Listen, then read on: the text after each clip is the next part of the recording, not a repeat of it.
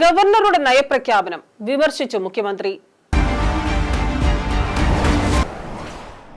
നയപ്രഖ്യാപന പ്രസംഗത്തിൽ ഗവർണർ രാജേന്ദ്ര അർലേക്കർ കൂട്ടിച്ചേർക്കലുകളും ഒഴിവാക്കലുകളും നടത്തിയതിനെ സഭയിൽ മുഖ്യമന്ത്രി പിണറായി വിജയൻ വിമർശിച്ചു.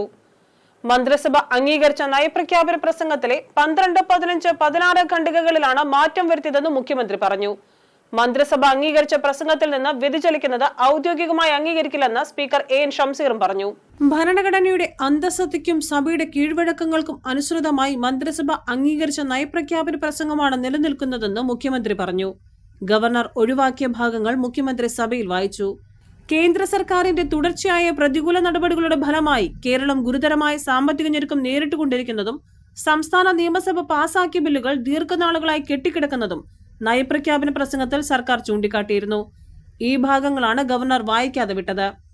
ഗവർണർ ഒഴിവാക്കിയത് കൂട്ടിച്ചേർത്തത് ഒഴിവാക്കിയും മന്ത്രിസഭ അംഗീകരിച്ച നയപ്രഖ്യാപന പ്രസംഗം അംഗീകരിക്കണമെന്ന് സ്പീക്കറോടും മുഖ്യമന്ത്രി ആവശ്യപ്പെട്ടു. News bureau, Thiruvananthapuram.